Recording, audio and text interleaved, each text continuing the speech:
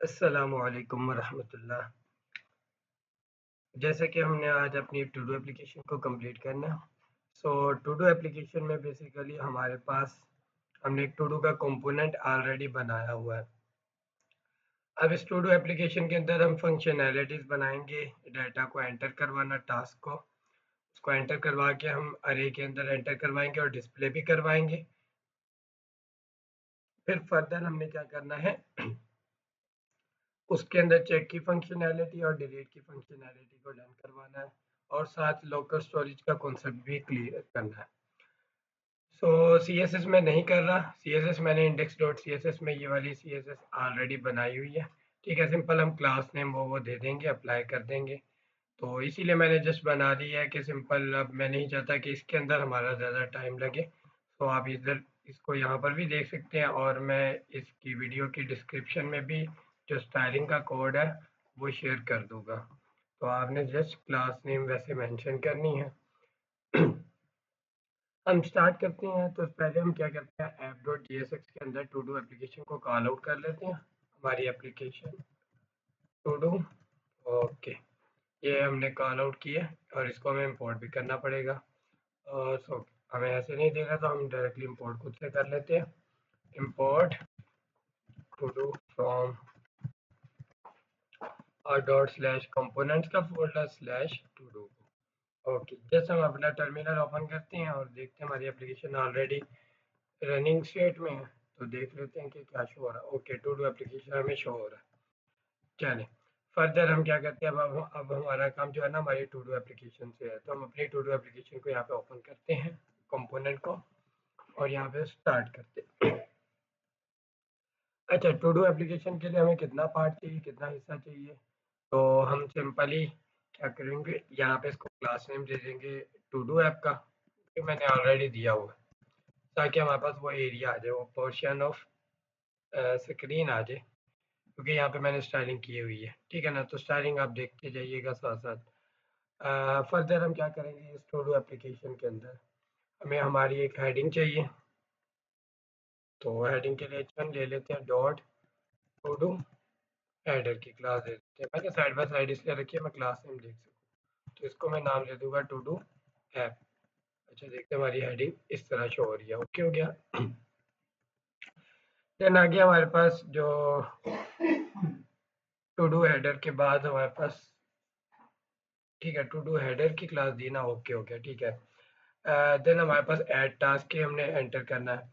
तो हम क्या करेंगे, यहाँ पे एक डिव बना लेंगे,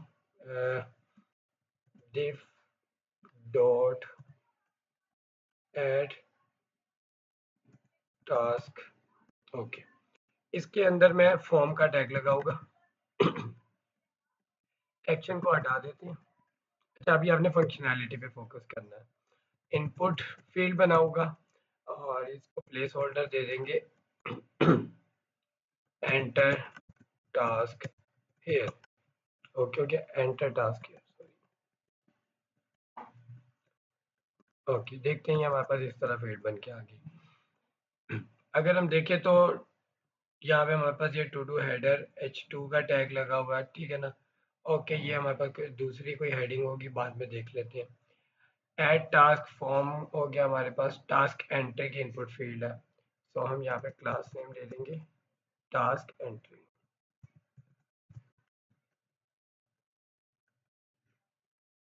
ओके, डायरेक्टली हमने इनपुट फील्ड को नहीं किया हुआ, हम डायरेक्ट यहाँ पर कर देते हैं। ओके, ये हमारे पास इस तरह बन जाएगी। ठीक है, इनपुट फील्ड को हमने यहाँ से हटा दिया। अब हम यहाँ पे बटन लेंगे, ठीक है ना। तो हमारे पास जो हमारा बटन है ना, ऐड टास्क का बटन, और बटन के लिए मैंने कौन सी CSS ली हुई है, add button. Okay, class name add button.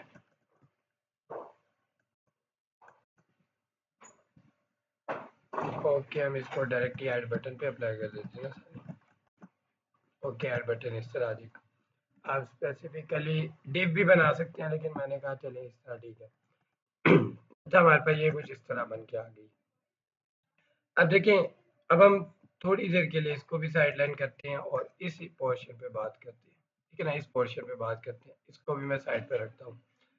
अभी हम इसकी थोड़ी सी फंक्शनैलिटी बना लेते हैं, ऐड टास्क। मैं चाहता हूँ कि जब मैं इसके ऊपर कोई भी डाटा एंटर करूँ, ठीक है ना, सो ये क्या हो जाए, बेसिकली हमारे पास एक स्टेट वेरिएबल के अंदर आ जाए। तो मैं यहाँ पे const square bracket task set task एक स्टेट लूंगा is equal to use state, और इसको एम्प्टी रख दूंगा ताकि ये बाय डिफॉल्ट एम्प्टी रहे। अब मैंने इस इनपुट फील्ड के ऊपर ऑन चेंज इवेंट पास करना है। ऑन चेंज, जब भी इसमें चेंज हो तो क्या हो, यहाँ पे एक एरो फंक्शन कॉल आउट हो, ई पास करूंगा, इवेंट पास करूंगा ना, और सिंपल करूंगा सेट टास्क, एक चेंजर फंक्शन है, तो E dot target dot value, यानी जो टारगेटेड वैल्यू है ना उसकी वैल्यू के इक्वल सेट कर दिया जाए। अब हम देखते हैं, हम इंस्पेक्ट पे क्लिक करते हैं हमारे पास यहाँ पर अगर मैं इसकी लेआउट को थोड़ा सा चेंज करूँ, बॉटम पे ले जाता हूँ, सो मेरे पास यहाँ पर वो नहीं है, तो मैं react developer tool extension download कर लूँगा, रिएक्ट डेवलपर टूल्स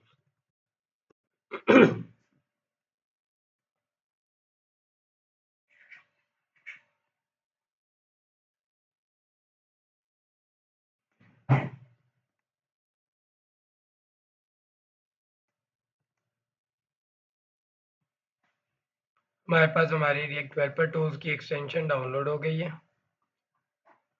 ओके, अब हम देखते हैं रिफ्रेश करके, इसको कंट्रोल शिफ्ट आर प्रेस करते हैं, हार्ड रिफ्रेश से ओके अभी तक नहीं शो हुई, तो हम क्या करेंगे, सिंपल इसको एक दफ़ा रीस्टार्ट कर लेते हैं अपनी लोकल होस्ट पे ना, इसको स्टॉप करके कर लेते हैं। Okay, npm run dev। Okay, again इसको ओपन करते हैं, ये हमारी एप्लीकेशन शो हो रही है, इंस्पेक्ट पे क्लिक करेंगे, तो ये देखिए हमारे पास कंपोनेंट शो हो रहा है। ठीक है, ये टू डू का कंपोनेंट है, इसको टारगेट किया, ये हमारे पास स्टेट शो हो रही है। अगर मैं यहाँ पे कुछ भी लिखता हूँ तो देखिए स्टेट में अपडेट हो रहा है। सो सिंपल हमारे पास हमारी स्टेट के अंदर वैल्यू आ रही है। एक ये हो गया हमारे पास काम। अब मैं चाहता हूँ इसको कहीं पे स्टोर करवाना, सारी बात है कि आपके पास टू डू टास्क एक नहीं होगा, मल्टीपल टास्क होंगे, तो इसीलिए मैं एक अरे के अंदर इसको स्टोर करवाऊंगा। तो अरे के अंदर कैसे स्टोर करवाऊंगा, सिंपल यहाँ पर मैं बटन की टाइप को रख दूंगा सबमिट,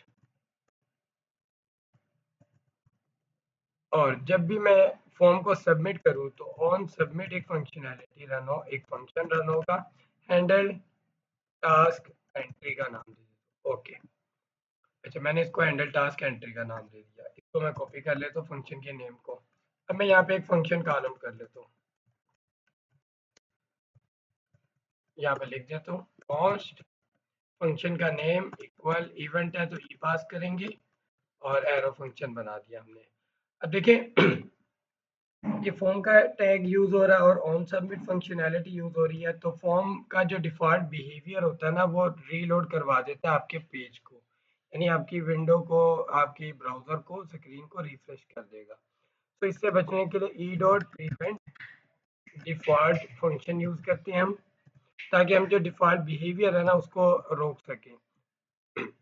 अब मैंने इसको स्टोर करवाना है अपनी एक स्टेट के अंदर, और एक न्यू स्टेट बना रहे तो टू डूज के नाम से बना लेता हूँ, set todos is equal to use state, और इसको क्या रख दूंगा, एक एम्प्टी अरे रख दूंगा फिलहाल के लिए, ताकि ये एक एम्प्टी अरे है तो इसके अंदर न्यू वैल्यूज पास होंगी।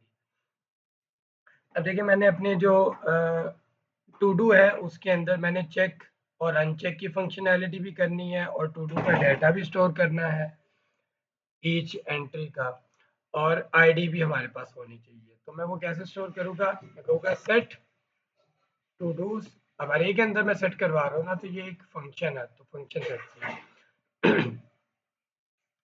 अब यहाँ पे भी मैं एक एरो फंक्शन पास करूँगा। अब एरो फंक्शन किस लिए पास कर रहे हैं, बिकॉज मैंने इसको कुछ डाटा भी पास ऑन करना है प्रीवियस। अगर मैं सिंपल इस तरह कर दूंगा ना,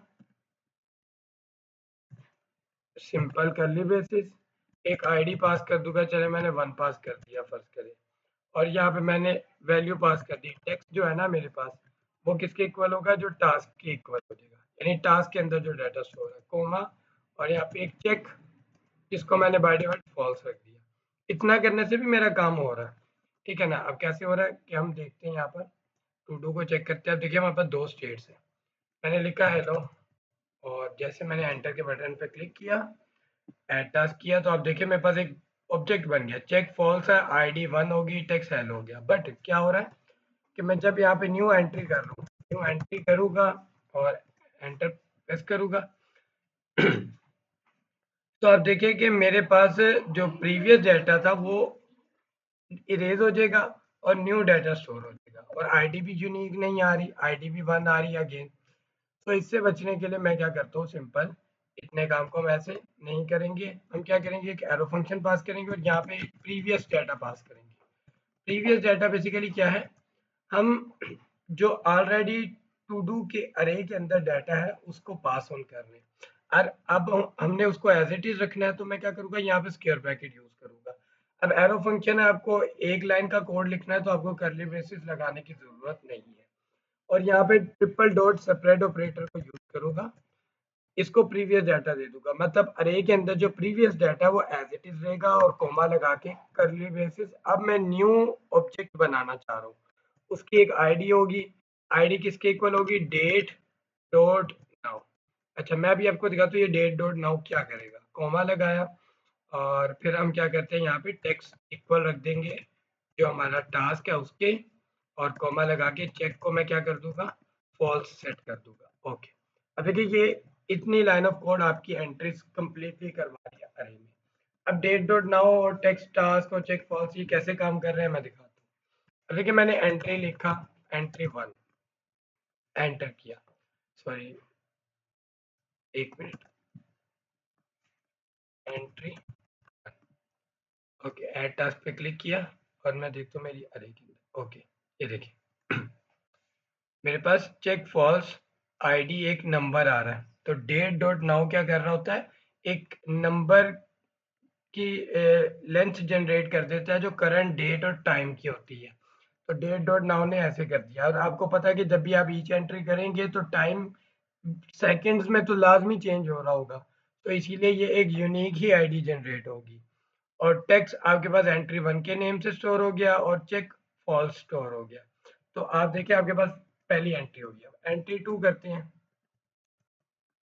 और एंड टास्क करेंगे तो आप देखिए कि आपका प्रीवियस डाटा भी स्टोर हो रहा है और आपकी न्यू एंट्री भी स्टोर हो रही है। इसी तरह आप जितनी मर्जी एंट्रीज को स्टोर करवा सकते हैं। ये हमारे पास हो गया इतना काम। अच्छा नेक्स्ट हम क्या करते हैं, हमारी एंट्रीज हो रही है। अब हमने एंट्रीज को डिस्प्ले भी तो कहीं ना कहीं करवाना ना। अब मैं थोड़ा सा जहमत करूँगा, अपनी स्टाइलिंग भी साथ रख लूँगा ताकि मैं स्टाइलिंग कर सकूँ और इसको मैं थोड़ा साइडलाइन करूँगा। अच्छा अब मेरे पास मैं देखता हूँ कि भाई साथ साथ स्टाइलिंग कर रहा हूँ, तो ये आप इससे परेशान ना होइएगा। टास्क लिस्ट है, ठीक है ना, ये देखिए ना लिस्ट एंट्री टास्क लिस्ट है, उनकी जो स्टाइलिंग है ना वो की हुई है सिंपल। अब देखिए मैं यहाँ पे एक अनऑर्डर लिस्ट बना देता हूँ, डॉट उसको क्लास नेम दे देता हूँ टास्क लिस्ट का। ओके, और यहाँ पे मैं कर्ली ब्रेसेस लगाऊंगा बिकॉज हमारे पास ये क्या है, सिंपल अनऑर्डर लिस्ट के अंदर लिस्ट एंट्री को मैं डायनामिक रखना चाह रहा हूँ। बिकॉज लिस्ट आइटम किसके जरिए हम डिस्प्ले करवाएंगे, इस अरे के जरिए। तो जब भी हमने अरे को डिस्प्ले करवाना होता है तो हम क्या करते हैं, मैप फंक्शन यूज करते हैं, टू डूज डॉट मैप। अब मैप फंक्शन का तरीका ये है कि मैप फंक्शन है उसके अंदर एक एरो फंक्शन कॉल आउट करते हैं, ठीक है ना। एरो फंक्शन के अंदर हम एक वैल्यू पास करते हैं, दो करते हैं, लेकिन हमारे पास इस केस में आईडी हमारे पास ऑलरेडी स्टोर हो रही है तो हम सिंपल एक करंट एलिमेंट बोल रहे हैं, ठीक है ना। करंट की एक आईडी पास कर रहे हैं, ठीक है। करंट के अंदर आपके पास जो आपकी ईच एंटिटी है ना, यानी ये जो मैं आपको दिखाऊं, अगर मेरी जो अरे के अंदर डाटा स्टोर होता है, चले मैं दो टास्क, टास्क 1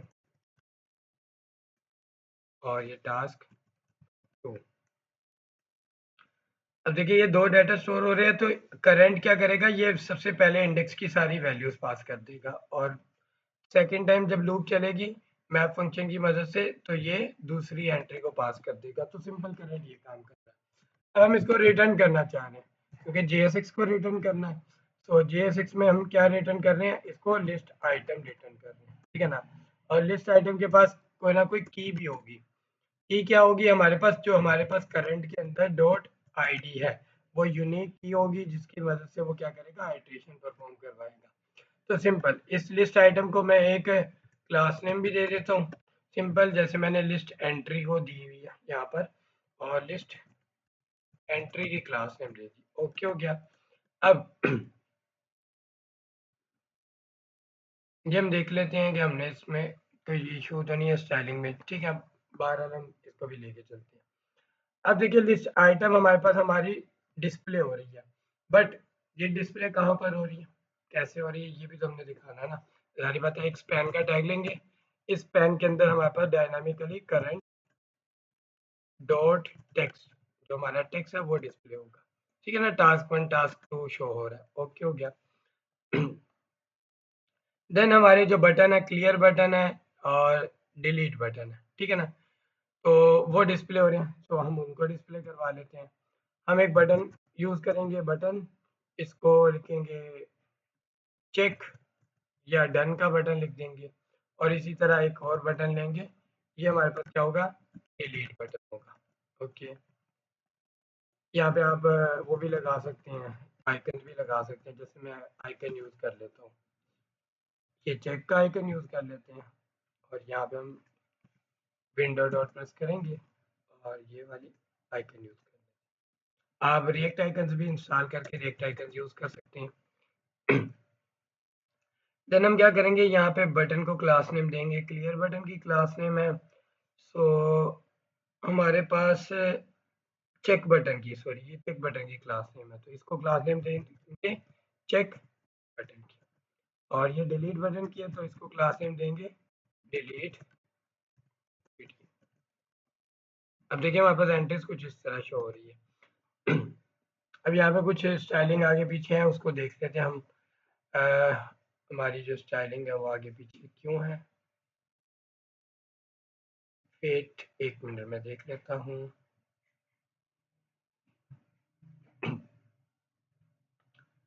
अच्छा, टास्क लिस्ट, ओके, यहाँ पे हमने आईडी देनी है टास्क लिस्ट की,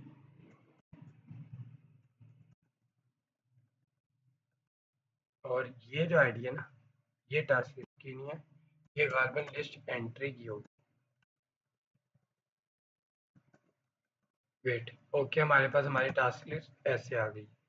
यहाँ पे हमारे पास होगी लिस्ट एंट्री की क्लास, बिकॉज हम वो थोड़ा मार्जिन भी रखना चाह रहे हैं ना टॉप। ओके हो गया। सिंपल हमने क्या किया, इस तरह हमारे पास हमारी एक टू डू एप्लीकेशन बन के आ गई है, ठीक है ना। एक बेसिक फंक्शनैलिटी होगी, आप इसमें आइकन्स, रिएक्ट आइकन्स यूज़ कर सकते हैं, वो भी मैं आपको बता देता हूँ कि सिंपल हम क्या करेंगे, अपनी अपनी एक ऐप को स्टॉप करते हैं, npm i react icons, okay, enter कर देंगे, और यहाँ पर से आके हम रिएक्ट आइकन्स ले लेंगे, ठीक है ना। React icons, simple react icons पे जाएंगे और यहाँ से सर्च कर लेंगे चेक। अब देख लेते हैं हमारे पास, हमें ये बटन ठीक लग रहा है, जो आपको बटन सूट करे चेक के लिए हम उसको यूटिलाइज कर लेंगे। सो मैं कहता हूँ चलिए ये वाला ले लेते हैं अभी। इसको मैं जस्ट ऊपर कोड को कॉपी करूँगा, और वेटिंग टर्मिनल को क्लोज करके यहाँ पे पेस्ट करूँगा, और इसका जो है फिर चेक है इसको कॉपी कर लेंगे। कॉपी किया, और बटन में जहाँ पर मैंने ये लिखा हुआ है ये आइकन था, इसकी जगह मैंने पेस्ट कर दिया। और देन मैं अब क्या करूँगा, यहाँ पे डिलीट, ट्रैश बिन ले लेते हैं डिलीट के लिए, तो हमने ट्रैश बिन ली, ये वाली ठीक लग रही है, इसको मैंने कॉपी किया। और अच्छा, आपको देखिए एफ ए चेक है ना, तो ये एफ ए ट्रैश है, तो आपको जस्ट इस नाम को कॉपी कर लेना चाहिए बस, और कोई इशू नहीं है, वो मैं बताता हूँ क्या करेंगे। जब सिमिलर लाइब्रेरी से हो ना आइकन, तो आप जस्ट नाम को कॉपी कर ले, तो आप उसको यूटिलाइज कर सकते हैं, ठीक है ना। ये एफ ए सिक्स से है, ये एफ ए से है, ओके सॉरी, फिर हमें करना पड़ेगा, अगर ये सिमिलर आपकी लाइब्रेरी से होते हैं ना, ट्राई कर लेते हैं यहाँ पे एफ ए ट्रैश को यूज़ करके, एफ ए ट्रैश, क्या हमारे पास ये आइकन आ जाता है, इसको रिफ्रेश करते हैं। ओह सॉरी, मैंने अपनी टर्मिनल से स्टॉप कर दिया हुआ है, npm run dev, अब इसको रिफ्रेश कर,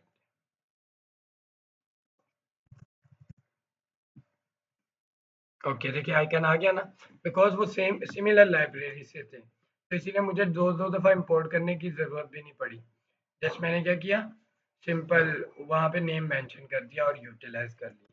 अब इतना तो हो गया, हमने चेक और अनचेक की फंक्शनैलिटी भी करनी है, लेकिन थोड़ी सी पहले हम इसको भी बेहतर करें ना, कि इफ़ अगर मेरे पास जो इनपुट फील्ड है वो एम्प्टी हो, अगर मेरे पास जो टास्क है वो एम्प्टी है, तो ये क्या रिटर्न कर दे, एक पॉपअप मैसेज अलर्ट मैसेज कर दे कि राइट समथिंग, ठीक है, please enter, please fill the field first, कि पहले फील्ड को एंटर करें, ठीक है ना। फील्ड के स्पेलिंग थोड़े से कर दिए, ओके। अब देखिए अगर ये चीज एम्प्टी होगी ना और मैं यहाँ पे क्लिक करूंगा, अब देखिए पहले मुझे एक मैसेज आ रहा है कि आप पहले इसको एंटर करें। अब इसको और अच्छा बनाने के लिए मैं react hot toast library use करूंगा, ठीक है ना, रिएक्ट हॉट टोस्ट।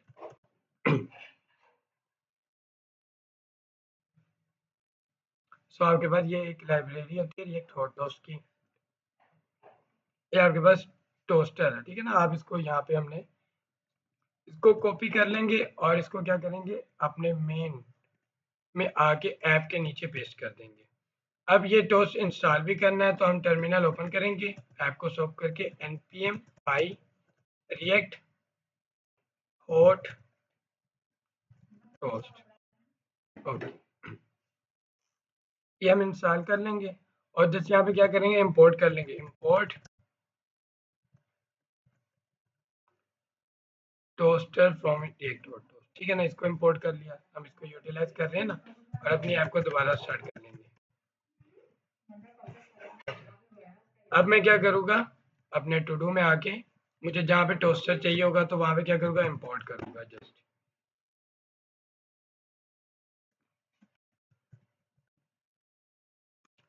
ओके, ये टोस्ट आ गया। अब मैं क्या लिखूँगा, टोस्ट डॉट एरर।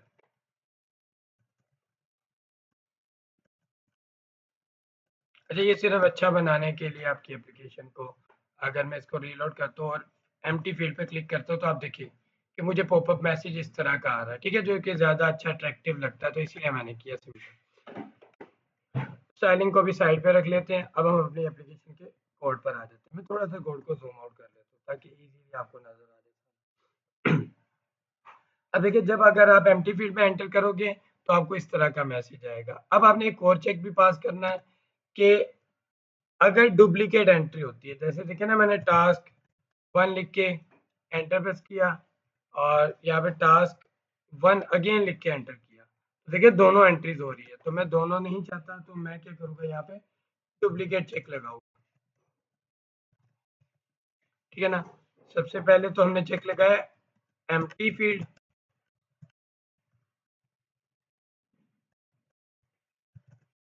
और फिर मैंने अब डुप्लीकेट चेक लगाऊंगा। इफ अगर जो मेरी अरे के अंदर चेक करना है, तो मेरी जो टू डूज है उसके अंदर सम एक फंक्शन है, ठीक है ना, इसको एक एरो फंक्शन पास करूंगा इसके अंदर, कि इसको डाटा पास करना है, और डाटा मैं टी के नेम से पास कर देता हूँ, कि अगर मैं चेक करना चाह रहा हूँ कि कहीं पे कोई सिमिलैरिटी तो नहीं है, तो ये अरे के अंदर वो फंक्शन है जो आपको सिमिलैरिटी डिटेक्ट करके देगा। तो मैं कहूँगा टी डॉट टेक्स्ट या टी डॉट आई डी कर लें, ठीक है ना, टेक्स्ट चले, टेक्स्ट के इक्वल करेंगे, आईडी तो हमारे पास हमें पता है यूनिक होगी। टी डॉट टेक्स्ट, अगर मेरे पास जो टेक्स्ट है वो कहीं पर भी ट्रिपल इक्वल आ जाए, किसके, जो मेरे पास मेरा टास्क के अंदर डाटा है, यानी जो मैंने इनपुट फील्ड में एंटर किया हुआ है, तो अगर ये दोनों कहीं ना कहीं सिमिलर आ जाए तो क्या करना है, आपने रिटर्न कर देना एक और टोस्ट डॉट एरर की स्टेट के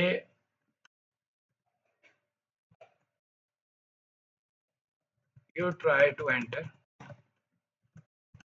duplicate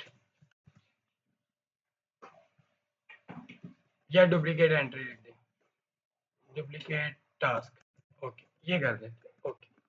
अगर आप देखिए मैं दोबारा टास्क में एंटर करना चाहूँगा तो वो कह रहे हैं आप डुप्लीकेट टास्क एंटर करना चाह रहे हो, यानी आप नहीं कर सकते, हमने एक और चेक लगा दिया, ओके हो गया।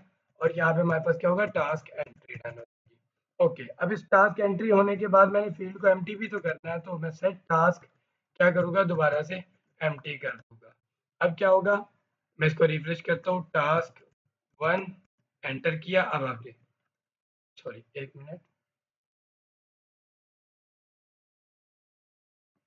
ओके, एक मतलब मैं इसको हार्ड रिफ्रेश करूँगा और मैं देखूँगा मेरी एप्लीकेशन चल रही है, ओके चल रही है।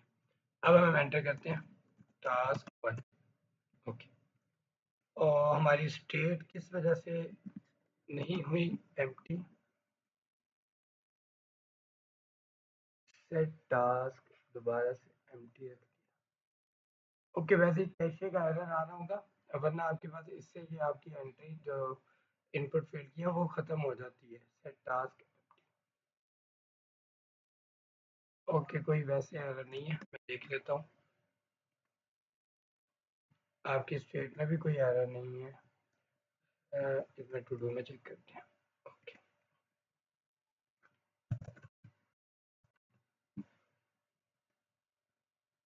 ओके, अच्छा आपकी यहाँ पर तो क्लियर हो रही है, ठीक है ना, और सॉरी यहाँ पे ना हम स्टेट के अंदर स्टोर करवा रहे हैं, लेकिन इनपुट फील्ड के अंदर हमने एक चीज़ नहीं दी, वैल्यू। हमारी ये वैल्यू किसके इक्वल होगी, टास्क के इक्वल होगी, ठीक है ना। सो फिर ये काम करेगा, ठीक है ना, न्यू। अब आप देखें, क्योंकि देखिए इनपुट फील्ड की वैल्यू हमने क्या इक्वल रखी हुई थी, टास्क की वैल्यू के इक्वल होगी, तो वो इसकी वजह से इशू कर रहा था। तो ये हमारे पास हो गया क्लियर। ओके, हमारे पास मतलब हमारी एंट्रीज हो रही हैं, ठीक है ना। चेक और अनचेक की फंक्शनैलिटी कर लेते हैं, और हम यहाँ पे क्या करेंगे, चेक के ऊपर ऑन क्लिक फंक्शन पास करेंगे, ऑन क्लिक, यहाँ पे एक एरो फंक्शन पास करेंगे, बिकॉज ये डाटा हमने भेजना है, हैंडल चेक, ठीक है ना। और इसको क्या डाटा भेज रहे हैं, करंट के अंदर जो डॉट आईडी है, ताकि हम इसको टारगेट कर सके उस स्पेसिफिक एलिमेंट को, क्योंकि अरे के अंदर आपके पास पता है ये मल्टीपल एंट्रीज है। तो हम इस तरह क्या कर रहे हैं, एक on click function call out कर रहे हैं। सिंपल ये क्या करेंगे, ऑन क्लिक फंक्शन हम इस पे भी कॉल आउट करेंगे, और एरो फंक्शन होगा हमारे पास, क्योंकि हम वैल्यू पास कर रहे हैं, हैंडल डिलीट, और यहाँ पे करंट डॉट आईडी है, और यहाँ पर भी हम आईडी पास करेंगे। अब ये दो फंक्शंस हैं, हमें ये दो फंक्शन बनाने होंगे, तो हम रिटर्न से ऊपर क्या करेंगे, इन दो फंक्शंस को बना लेंगे। चेक फंक्शन, ओके, यहाँ पे कॉन्स्ट हैंडल चेक। अच्छा, इसको मैं कोई ना कोई वैल्यू पास कर रहा हूँ, मेरा टास्क पास कर रहा हूँ, ठीक है ना। मैंने इसको टास्क का नाम, टास्क तो ऑलरेडी वेरिएबल स्टेट बनाया हुआ है ना।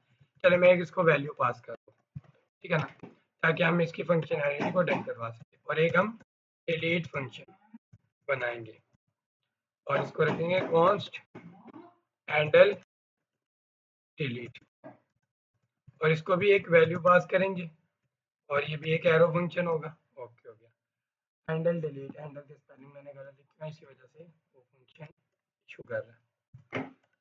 ओके हो गया। अब देखिए चेक के अंदर हम क्या करेंगे, चेक फॉल्स और अनचेक करवाएंगे, सिंपल। डिलीट के अंदर तो हमने क्या करना है, डाटा को रिमूव करवा देना है, तो डिलीट वाली तो बहुत ज़्यादा बेसिक सिंपल है। कॉन्स्ट एक अपडेटेड डाटा रखूंगा, updated data is equal to, या अपडेटेड टू डूज रख दे, रेलिवेंट रहेगा, updated todos is equal to, ठीक है ना, अपडेटेड लिखना है,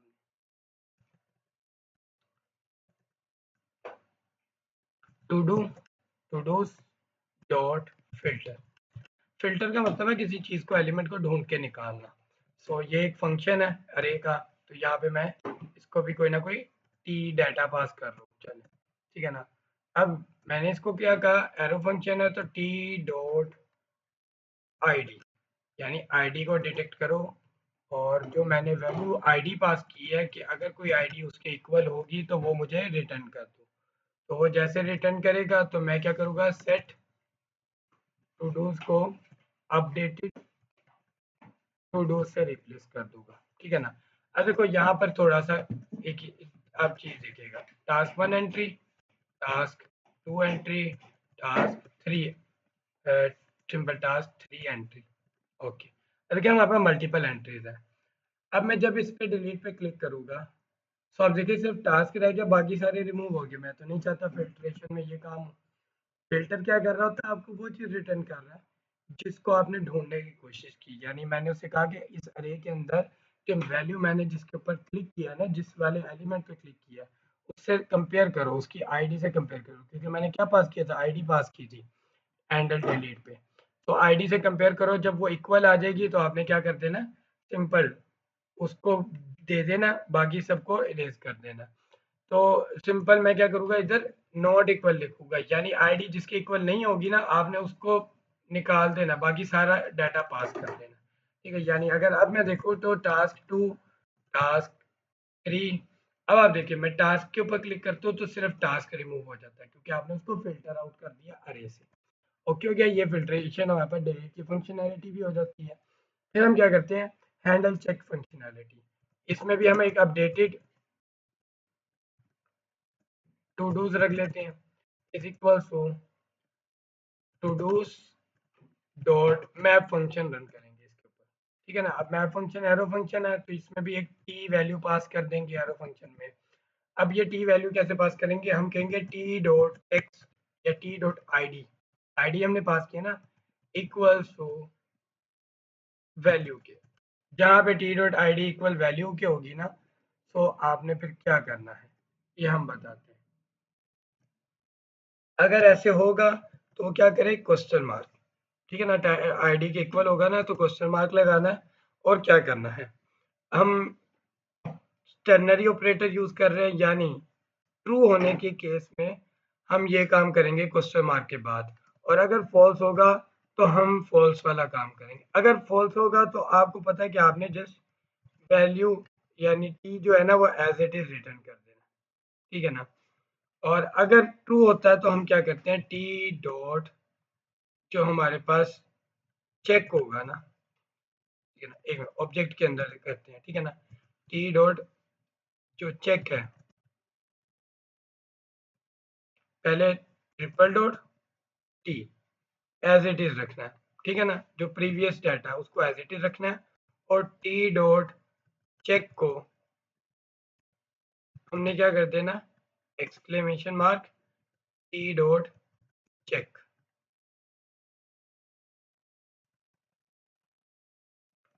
ये हमने वैल्यू सेट करवाई है, ओके सॉरी, चेक की वैल्यू हमने क्या करनी है, टी डॉट चेक। ठीक है ना, अब देखिए मैं सिंपल क्या यहाँ पे बात करना चाह रहा हूँ कि अगर टू डू डॉट मैप में हमने एक एरो फंक्शन पास किया, टी वैल्यू पास कर दी, टी मीन्स आप उसके पास जो ऑलरेडी डाटा है उसको पास कर रहे हैं। अब हमने कहा जो आपके पास डाटा है, ठीक है ना, उसमें आपने चेक करना है कि अगर आईडी मेरी पास की हुई वैल्यू के इक्वल है। जारी बात है, चेक उसी को करवाना है ना जिसके ऊपर क्लिक किया।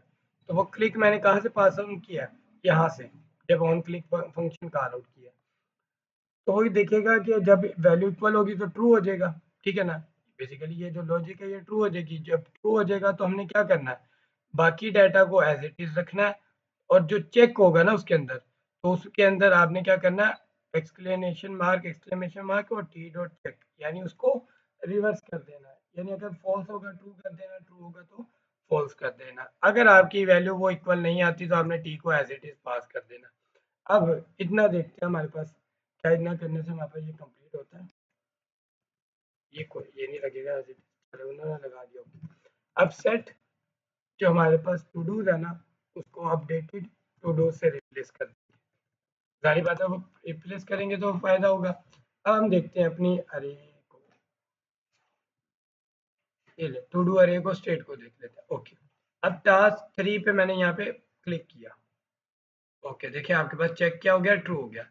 अगेन मैंने क्लिक किया तो वो क्या हो गया, फॉल्स हो गया। तो चेक फॉल्स मतलब ट्रू फॉल्स हो रहा है। ठीक है ना, जब मैं उस पर क्लिक कर रहा हूँ, तो मैंने इस पर क्लिक किया तो आपकी स्टेट ट्रू होगी, दोबारा क्लिक किया तो फॉल्स होगी। अब देखिए स्पेसिफिक उसी एलिमेंट को टारगेट कर रहा है। टास्क 2 पे किया तो आप देखिए टास्क 2 जो मतलब जो पहली एंट्री है उसका जो चेक है वो ट्रू और फॉल्स के अंदर शिफ्ट होगा।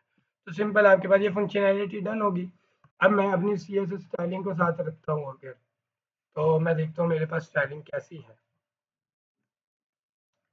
ओके, यहाँ पे मेरे पास क्या है, एक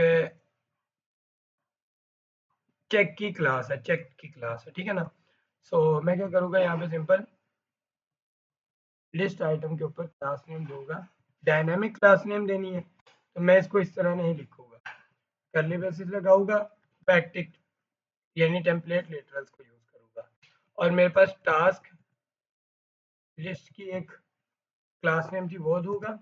उसके बाद अब मैं डायनामिकली यूज करना चाहता हूँ तो डॉलर साइन कर्ली ब्रेसेस, और अब मैं बताऊंगा कि भाई अगर करंट डॉट चेक हो, अगर करंट डॉट चेक हो तो वो क्या करे, डबल कोट्स के अंदर डॉट चेक की क्लास लगा दे, ठीक है ना।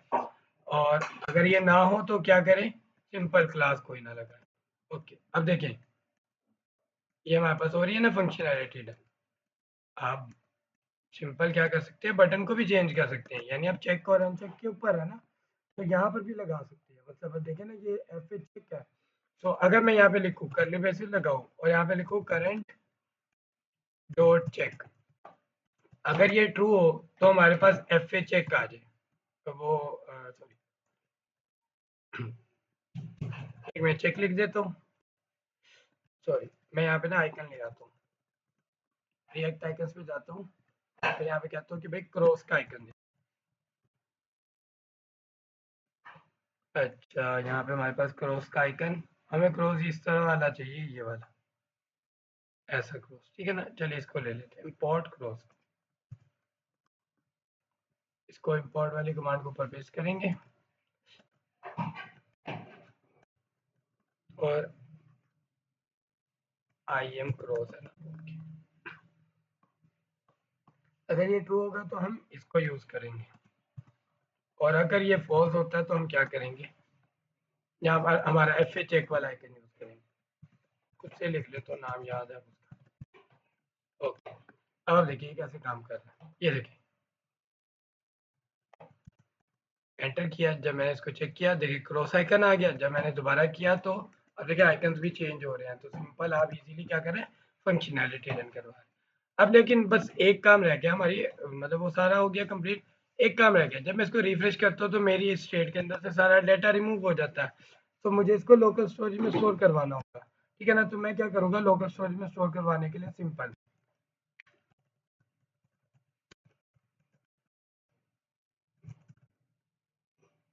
बहुत इजी स्टेप्स है, दो स्टेप्स है छोटे छोटे से। मैं यूज इफेक्ट रन करूँगा। यूज इफेक्ट बेसिकली किससे होती है, स्टेट यूज, कि आप जब आपकी स्टेट के अंदर कोई चेंज आ रहा होता है ना, तो आप अपडेट साइड इफेक्ट्स अप्लाई करना चाहते हैं अपनी वेब एप्लीकेशन या वेब पेज को। तो विदाउट रिफ्रेशिंग पेज ये क्या करेगा, आपकी वेबसाइट को या वेब पेज को क्या करेगा, साइड इफेक्ट्स अप्लाई कर देगा जैसा आप चाह रहे होंगे। अब मैं चाहता हूँ कि जब मैं अरे के अंदर डाटा स्टोर करवाऊँ, जब भी चेंज करवाऊँ, चेक करवाऊँ, डिलीट करवाऊँ, चाहे एंट्री न्यू करूँ, तब तब यूज इफेक्ट चले और लोकल स्टोरेज में डाटा स्टोर हो। तो इसका मतलब है कि यूज इफेक्ट के अंदर आपके पास दो चीज़ें होती हैं, एक होता है एरो फंक्शन, यूज इफेक्ट के अंदर ये एक एरो फंक्शन है, और ये कब कब चलेगा एरो फंक्शन, इसको मैं साइड पे कर देता हूँ और इसको 2 मिनट कर देता हूँ। और ये कब कब चलेगा, एरो फंक्शन कब कब चलेगा, जब मेरी अरे के अंदर चेंज हो। एम्प्टी अरे पास कर देना डिपेंडेंसी क्या होती है कि ये एक टाइम चलेगा, यानी जब मैं पेज को रिफ्रेश करूंगा खुद से या पेज रिफ्रेश होगा ना, तब ये यूज इफेक्ट चलेगा, ठीक है। ये मैं तो चाहता हूँ जब भी अरे के अंदर चेंज हो, और वो अरे किस नेम से, टू डूज के नेम से, यानी जब भी टू डूज के अंदर चेंज हो तब तब ये क्या हो, मेरे पास यूज इफेक्ट मेरी चले, ठीक है ना। तो सिंपल मैंने इसको डिपेंडेंसी पास कर दी, ठीक है ना, कि जब भी अरे के अंदर चेंज होगा ये चलेगी। तो सिंपल मैंने इसको एक डिपेंडेंसी दे दी। अब मैं लोकल स्टोरेज के अंदर स्टोर करवाना है तो मैं कहूँगा local storage dot set item, मतलब लोकल स्टोरेज के अंदर डाटा सेट करवा दो। ये एक आपके पास फंक्शन है, इसके अंदर दो चीज़ें पास करनी होती है, की और वैल्यू। की किस नेम से है हमारे पास, हमने स्ट्रिंग के अंदर पास करनी है, तो की हमने स्ट्रिंग के अंदर पास करनी है, तो मैं इसको टू डू डाटा का नेम दे देता हूँ, ठीक है ना। Todo data camel case में यूज करूंगा, ठीक है। और कोमा लगा के अब मुझे स्ट्रिंग के अंदर ही वैल्यूज पास करनी है, लेकिन मेरी अरे तो मेरी स्ट्रिंग नहीं है, वो तो अरे है।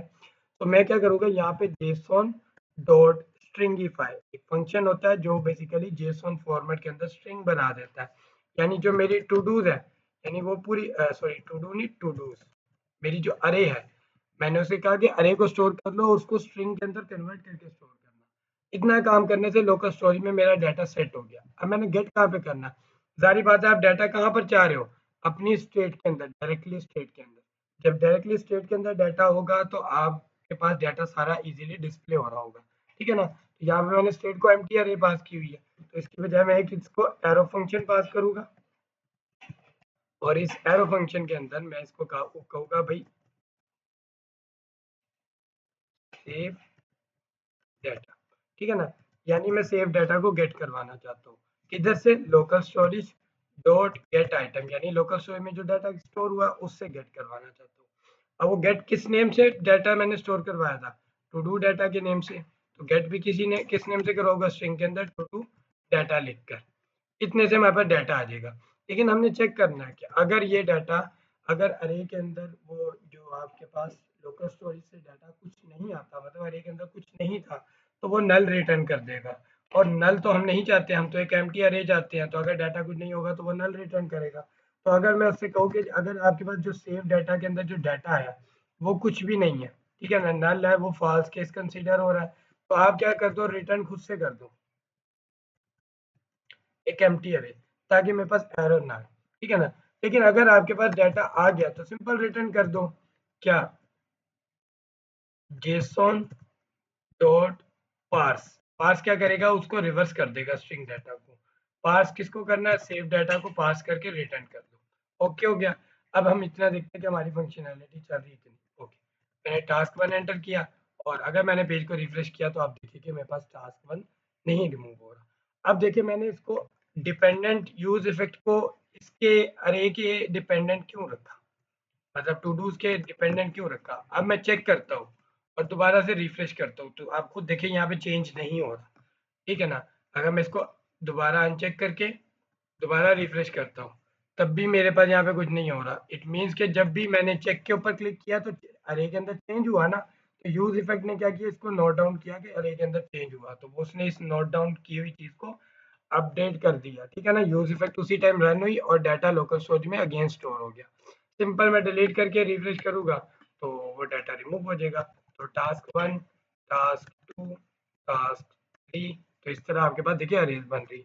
और मैं इसको रिफ्रेश कर रहा हूँ तो आप खुद देखिए कि जो अनचेक है वो अनचेक ही है, और चेक्ड वाले चेक्ड ही कंसीडर हो रही है, डिलीटेड डिलीटेड कंसीडर हो रहे हैं। इसको मैंने डिलीट कर दिया और रिफ्रेश किया तो डाटा फौरी तौर पे अपडेट हो रहा है। इसका मतलब है कि आपकी जो यूज यूज इफेक्ट भी है वो भी प्रॉपर वर्किंग कर रही है। तो ये आपकी बेसिकली टू डू एप्लीकेशन थी और उसकी एक वर्किंग है।